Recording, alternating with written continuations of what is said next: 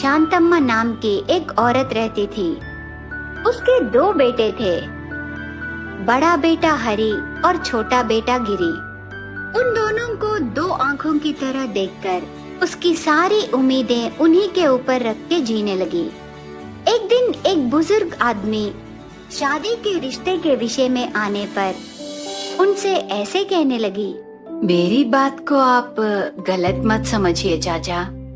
मेरे दोनों बेटों को मेरे रिश्तेदारों के जान पहचान वालों में ही रिश्ता करने को सोच रही हूँ, क्योंकि कल के दिन मेरी बहुओं को अगर मैं कोई बात कहने से भी, यहाँ तक कि वो मेरी बात सुनने के लिए भी, हमारे बीच रही रिश्ते के कारण उन्हें कोई परेशानी नहीं होगी।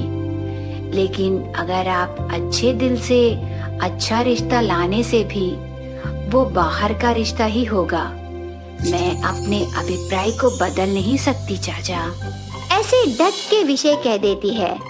तब वो बुजुर्ग आदमी ऐसे जवाब देने लगा, कोई बात नहीं बेटी, तुम अपने बच्चों को प्राणों के समान पाल पोस कर बड़ा की, तो तुम्हें उनकी शादी के विषय में तुम्हारा अपना विचार होगा ना। ठीक है, अब मैं चलता हूँ। किसी रविवार के दिन मेरे घर आना। तेरी चाची तुझे बहुत याद कर रही है बेटी। जरूर चाचा। ऐसे कहकर घर आए रिश्ते को वापस भेज देती है। ऐसे शांतम्मा के ऊपर रहे अभिमान से उसके प्रयोजक और बुद्धिमान बेटों के लिए जान पहचान वाले अगर कोई रिश्ता लाने से शांतम्मा ऐसे ही ठुकरा देती थी। ऐसे दिन बीतते गए। पिछले 1.5 साल से दूसरे राष्ट्र में नौकरी कर रहे शांतम्मा का बड़ा बेटा हरि एक लड़की से प्यार करके उसी से शादी करके सीधा घर आता है। उस नए जोड़े को देखकर शांतम्मा चौंक कर खड़ी रहती है। तब हरि ऐसे कहने लगा, मुझे माफ करो माँ, अनहोनी परिस्थिति में मैं प्यार किए इस लहरी से मुझे शादी करनी पड़ी। तुझे बताकर मनाने का समय नहीं था माँ। ऐसे हरि और कुछ कहते समय शांतम्मा दुखी होकर वहाँ से घर के अंदर चली जाती है। उसके बाद हरि किस परिस्थितियों में ऐसे बिना बताए शादी करना पड़ा, पूरा विवरण उसके भाई गिरी को बताता है। तब भैया की परिस्थिति समझकर गिरी उसके माँ से भैया का विषय बताकर माँ के गुस्से को कम करने का प्रयत्न करता है। आखिर में 1 हफ्ता बाद शांतम्मा उसके बेटों से ऐसे कहने लगी, देखो बेटे, मैं पुराने जमाने की हूँ। मेरे तरीके और सोच मेरे हैं, इसीलिए मैं शादी के विषय में अपने विचार को बदल नहीं सकती। ऐसे कहकर अपने बेटों को छोड़ने के लिए मैं मूर्ख नहीं हूँ। इस मामले में आप जो भी समझे, मैं उस लड़की को अपने दिल से मेरी बहू नहीं मान सकती। ऐसे कह देती है। हरि और गिरी ने सोचा दिन बीतने पर उसकी माँ में बदलाव आएगा। इस तरह दिन बीतते गए। शांतम्मा बहू की छाया तक उसके ऊपर पड़ने नहीं देती, लेकिन लहरी उसकी सांस को बेखातर नहीं करती थी। सांस कितने ताने सुनाने पर भी, कितना अपमान करने पर भी लहरी सांस के करीब आने की कोशिश करती रही। ये सब देखकर एक दिन हरि लहरी से ऐसे कहने लगा, गलत मत समझो लहरी, मैंने नहीं सोचा था कि माँ इतनी जिद्दी होगी। मैं और भाई माँ के जान हैं, इसीलिए मैंने किस कारण से ये काम किया है वो समझेगी सोचा, पर अनजाने में ऐसे हो गया, इसीलिए हम अलग चले जाएंगे। ऐसे तुम्हें हर रोज माँ के ताने सुनकर, अपमान सहकर मैं तुम्हें नहीं देख सकता और माँ को भी नहीं बता सकता। ऐसे कहता है। तब लहरी ऐसे जवाब देने लगी, देखिए, मैं नहीं चाहती कि बहू आकर माँ बेटे को अलग कर दी करके कोई कहे। मैं उनकी बहू हूँ, मुझे कुछ भी कहने का अधिकार उन्हें है। मुझे यकीन है कि सासू माँ किसी न किसी दिन मुझे स्वीकार करेगी, इसीलिए हम कहीं नहीं जाएंगे। ऐसे पति को समझाती है।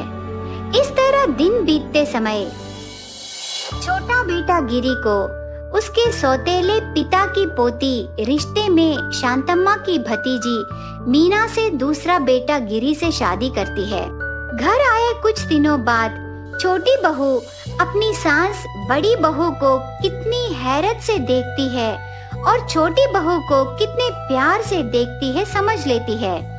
वो भी सास की स्वीकृति प्राप्त करने के लिए सास के बात को हाँ से हाँ कहकर उस घर की सबसे बड़ी बहू को कोसना शुरू करती है। एक दिन बहुत सुबह होने के बाद भी सास को कम से कम कॉफी तक नहीं देने के लिए छोटी बहू बड़ी बहू से ऐसे कहने लगी, ये क्या दीदी, तुझे इतनी भी जिम्मेदारी नहीं है क्या? मैं भगवान का दर्शन करने के लिए मंदिर को गई, वहाँ देर होने पर इतना टाइम हुआ, पर अभी तक तुमने सासू माँ को कॉफी तक नहीं दी। सासू माँ गुस्से से तुझे कुछ बात कहने से क्या होगा? क्या तू उससे ऐसे ही छोड़ देगी? ऐसे कहकर सास के ऊपर बहुत प्यार दिखाकर यही मौका है सोचकर बड़ी बहू को बातें कहने लगी। इस प्रकार सास के मौके को देखकर छोटी बहू बड़ी बहू लहरी का अपमान करने लगी।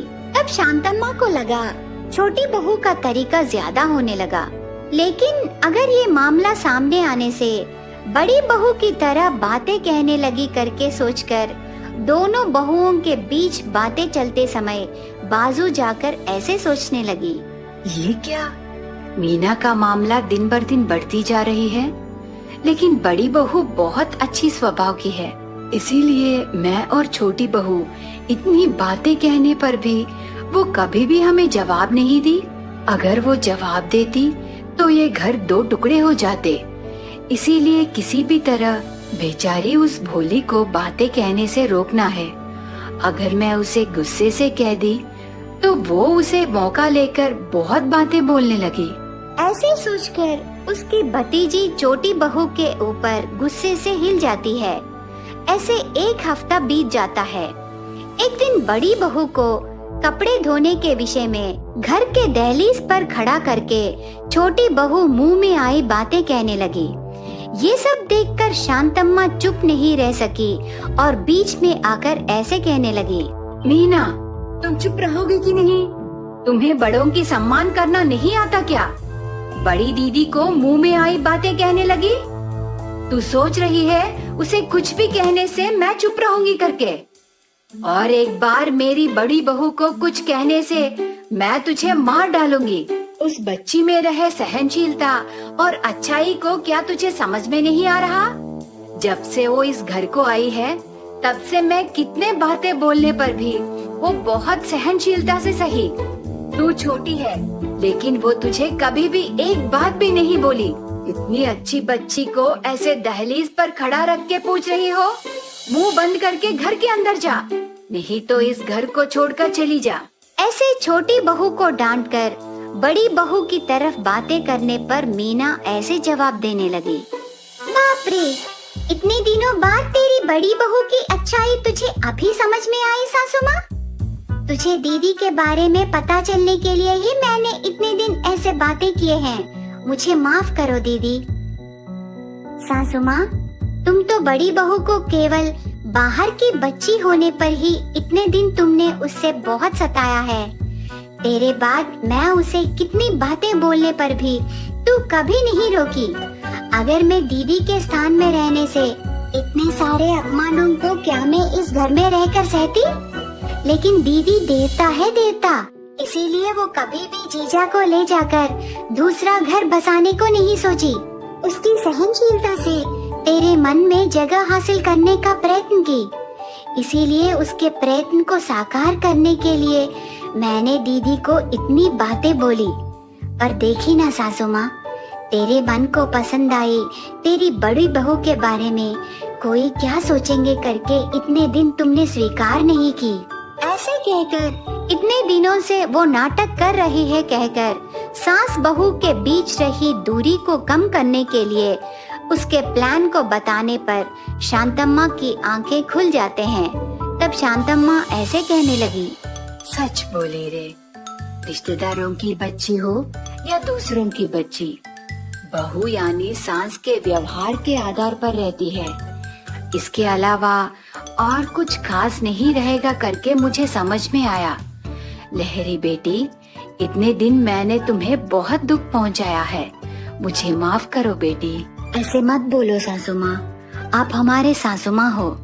जैसे आप अपने बच्चों को कहते हो, उसी प्रकार आपको हमें भी कहने का हक है। इस प्रकार एक सास और 2 बहू रहे उस परिवार में बिना किसी व्यवधान के वो खुशी से जीने लगे। लालची बहू। बहुत साल पहले था एक गांव द्वाराक्षी नामक, जहां पर बहुत सारे परिवार रहते थे। एक था रामेश्वर का परिवार। रामेश्वर के थे 3 बेटे।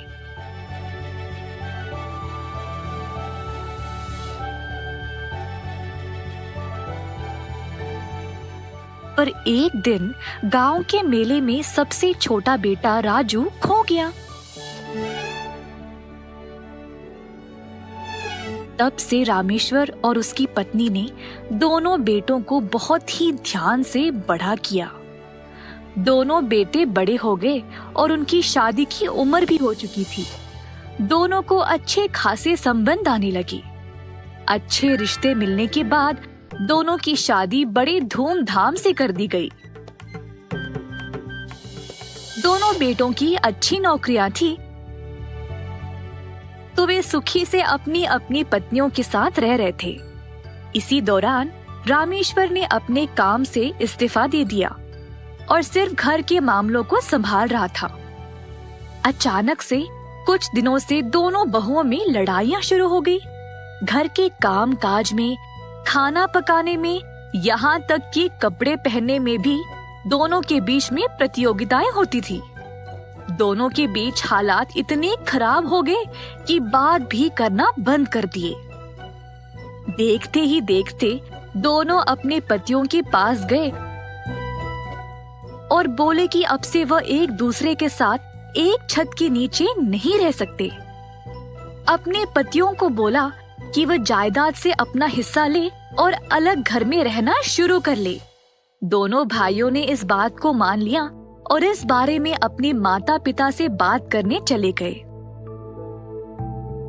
पिताजी, मुझे आपसे कुछ बात करना है। उसी समय छोटा बेटा भी उधर आया, कोई जरूरी बात बोलने के लिए। मुझे भी कोई जरूरी बात बोलनी है आप लोगों से। क्या हुआ बेटा? हम अलग से रहना चाहते हैं। क्या आपने जायदाद का बंटवारा कर दिया है हमारे बीच? ये तुम दोनों क्या बोल रहे हो? ऐसा सोच भी कैसे सकते हो? पिताजी, मेरी पत्नी इस घर में बिल्कुल खुश नहीं है।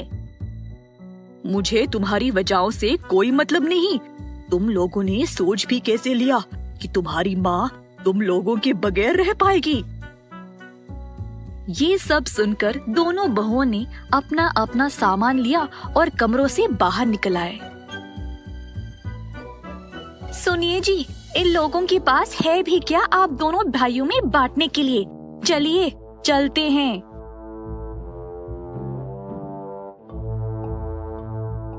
हे भगवान, हमारी किस्मत ही खराब होगी अगर हमें यहाँ रहना पड़ेगा तो।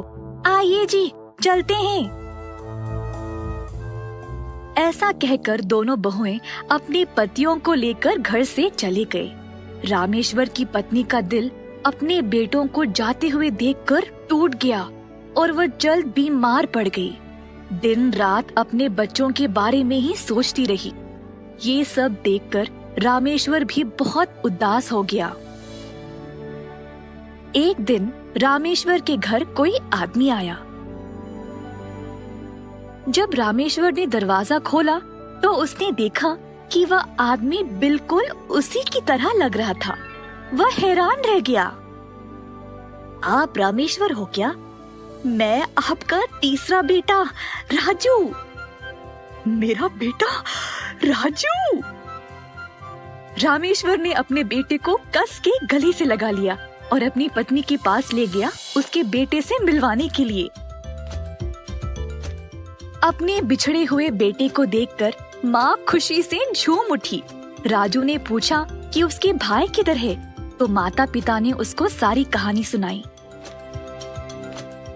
राजू इस मसले को हल करना चाहता था। उसने दोनों भाइयों को पत्र लिखा, ये बोलते हुए कि उनके पिता रामेश्वर ने अपनी पूर्वजों की जायदाद हासिल कर ली है और अब उनके नाम पे करोड़ों की प्रॉपर्टी है। पत्र में ये भी लिखा था कि जो भी बेटा अपने माँ बाप से सबसे ज्यादा प्यार, आदर और ख्याल रखेगा, उसी को ये सारी जायदाद मिलेगी।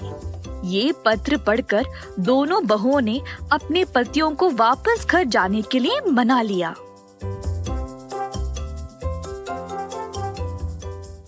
ओ पिताजी, आप इतने कमजोर पड़ गए। हाँ पिताजी, आपको पानी चाहिए क्या?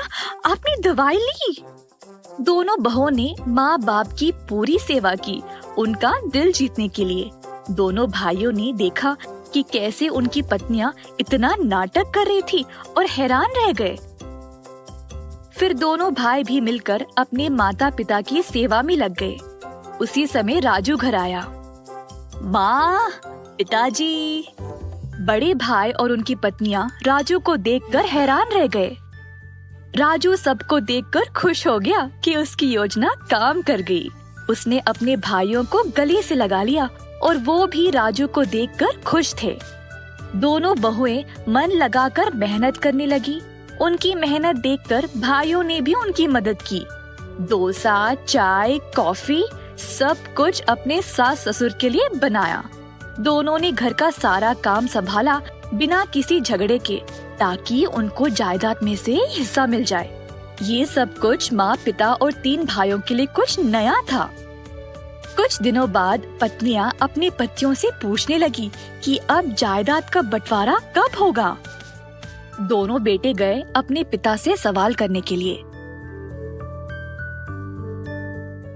मैं अपनी सारी जायदाद अपने सबसे छोटे बेटे राजू को दूंगा। हमारे बुढ़ापे में जब हम कमजोर हो गए थे, सिर्फ राजू हमें बचाने आया और तुम लोग वापस यहाँ इसीलिए आए ताकि तुमको जायदाद में हिस्सा मिल जाए। पर राजू, उसको सिर्फ हमारी चिंता थी। सच में क्या शर्म की बात है। तुम्हारी वजह से मैंने अपने माता पिता को ऐसे छोड़ दिया, जिन्होंने मुझे पाल पोस कर बड़ा किया। जो काम हमको करना था वो हमारे बिछड़े हुए भाई ने कर दिखाया। हमें छोटे की बुद्धि नहीं थी। पिताजी, अब से हम भी आप दोनों का ख्याल रखेंगे और आपको कभी नहीं छोड़ेंगे। हमें जायदाद में से हिस्सा मिले या नहीं, तब भी हम आपको नहीं छोड़ेंगे।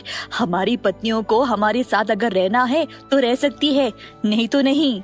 बहुओं के पास अब कोई और रास्ता नहीं रहा, तो उन्होंने भी अपनी लड़ाई सुलझा ली और अपने सास ससुर से माफी मांग ली। उस दिन से दोनों बहुएं अच्छे से और खुशी से रहने लगे और अपने घर के बड़ों का आदर भी करने लगे। रामेश्वर का परिवार फिर से एक हो गया। राजू के लिए भी एक अच्छी सी लड़की ढूंढकर उसकी शादी भी धूमधाम से कर दी गई। अंत में पूरा परिवार सुखी से रहने लगा। घमंडी बहू। सिरपुर नामक गांव में था एक चक्की वाला रामनाथ नाम का।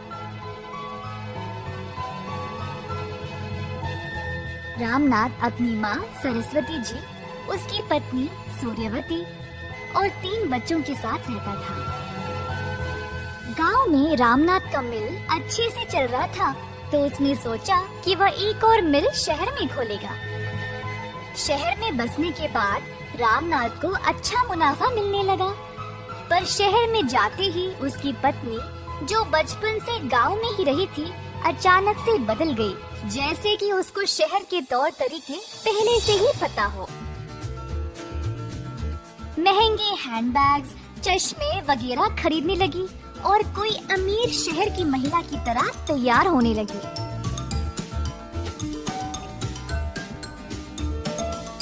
एक दिन सूर्यवती जी ने अपनी बहू को बुलाया और कहा, सूर्यवती, इन सारे बैग में है क्या? ये वो मैंने कुछ हैंडबैग्स और चश्मे खरीदे हैं। क्या ये सब करना जरूरी है बेटी? मेरा पैसा है अम्मा जी, जो मेरी मर्जी। अब मैं गांव में नहीं रहती हूँ ना, मुझे पता है यहाँ के लोगों के साथ चलने के लिए क्या क्या करना पड़ता है और मुझे आपसे तो कोई सलाह नहीं चाहिए। नहीं बेटी, पैसे तो पेड़ पर नहीं उगते ना।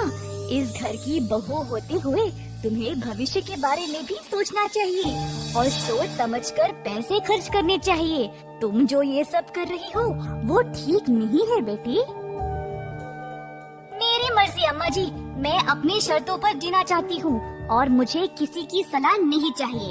अगर कोई मेरे विरुद्ध भी बोले तो मुझे कोई फर्क नहीं पड़ता। इसी तरह सूर्यवती चिड़चिड़ी होकर अपनी सासू माँ से कड़वी बातें बोलती थी। दूसरी ओर माँ अपने बेटे रामनाथ को इस बारे में समझाकर सूर्यवती में अच्छा बदलाव लाने के लिए कहती है, पर सूर्यवती को यही लगता था कि माँ जी उसके पति को उसके ही विरुद्ध करने की कोशिश कर रही थी। दिन दिन ऐसे ही बीत गए और सूर्यवती और भी कठोर और घमंडी बनने लगी। एक दिन सूर्यवती रामनाथ को अपनी बड़ी बेटी की शादी के बारे में पूछती है। वह किसी को कुछ ही दिनों से जानती थी और वह चाहती थी कि उसकी इस नए सहेली के बेटे के साथ उनकी बेटी की शादी की जाए। हम तो इन लोगों को जानते भी नहीं, ऐसे घर में हम शादी कैसे कर सकते हैं? मेरा यकीन करिए, उनका केवल एक ही बेटा है जिसने अमेरिका में पढ़ाई भी की है। उनके पिता तो नहीं है, पर उसने अकेले सारी जिम्मेदारी संभाली है और अपनी माँ का ख्याल भी रखता है। ये लोग बहुत बड़े बंगले में रहते हैं और अच्छे खासे पैसे वाले हैं। नहीं, मैं गांव से ही कोई अच्छा सा लड़का देखूंगी। इन शहर के लड़कों पर मुझे कोई यकीन नहीं है। नहीं, मैं जैसा चाहती हूँ वैसे ही होगा। अगर मेरी बात नहीं मानोगे तो मैं घर छोड़कर चली जाऊंगी और कभी वापस नहीं आऊंगी। अपनी पत्नी का बर्ताव देखकर रामनाथ चुपचाप चला गया, उसकी बात मानते हुए। सूर्यवती ने अपनी बेटी की शादी आखिरकार अपनी सहेली के बेटे के साथ कर ही दी। शादी के बाद एक दिन सूर्यवती अपनी बेटी के ससुराल गई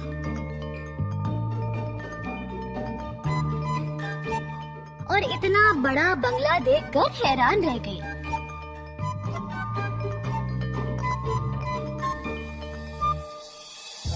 उसी समय उसका दामाद आया।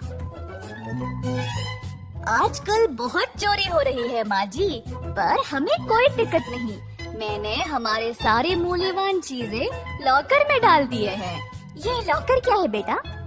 कुछ नहीं सूर्यवती, बस एक जगह है जहाँ पर हम अपने जेवरात और जरूरी कागजात रखते हैं बंद करके, और जब भी चाहे उनको हम वापस ले सकते हैं। बातों बातों में सूर्यवती ने अपनी बेटी को बोला कि वह भी उसके सारे गहने और कागजात अपने पति को दे दे लॉकर में रखने के लिए। माँ की बात मानकर उसने बिल्कुल वैसे ही किया।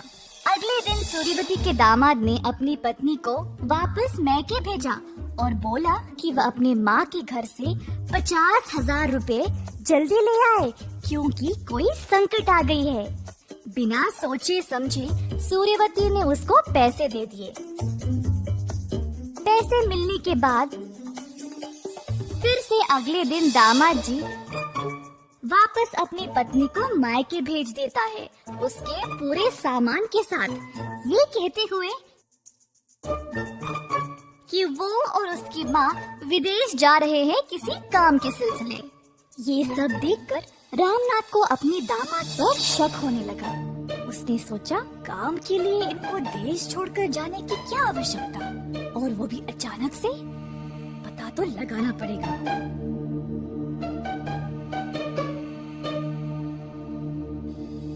पूछताछ करने पर रामनाथ को पता चला कि उसके दामाद ने 6 महीनों से अपने बड़े से बंगले का किराया ही नहीं दिया था।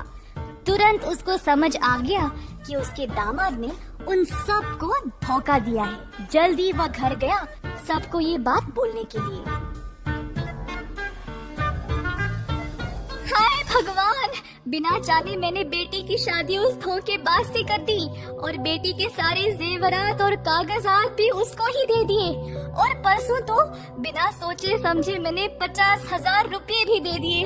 मुझे समझ ही नहीं आया ये सब जब उसने बच्ची को घर वापस भेज दिया था।